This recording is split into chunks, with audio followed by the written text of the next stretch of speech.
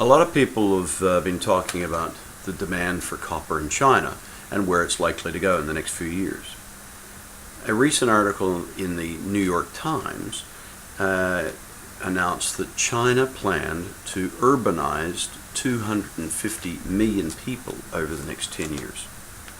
This project, a project on its way to urbanizing 70% of the population of China by 2030, is estimated to cost $600 billion per year for the government, or $6 trillion every 10 years. And this doesn't take into account the amount of money that the property developers are going to be spending as well. So with that expenditure and that section of the market growing so strongly, what does it do for copper? How does it underpin its demand? Well, let me give you some numbers. Here at the International Copper Association, we measure the amount of square meterage of copper building construction every year, and we measure the density of copper per square meter of construction. And in the year 2000, China were producing somewhere around 1.5 billion square meters of construction, and that included commercial buildings, residential and industry buildings. By the year 2012, that number had increased to 4.4 billion square meters of building construction.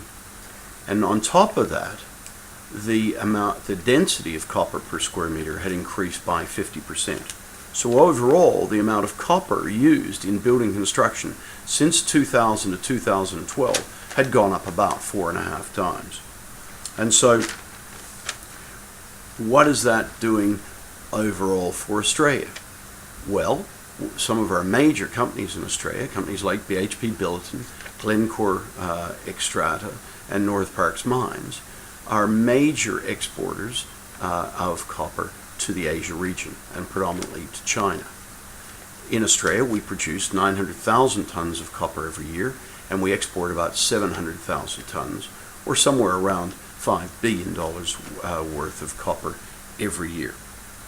And so the growth in demand in China, is it sustainable? Does it underpin the Australian economy? Well, all I can say, if we look at the next 5-year plan, the next 10-year plan, and the next 15-year plan released by the China government, the future for copper looks pretty good.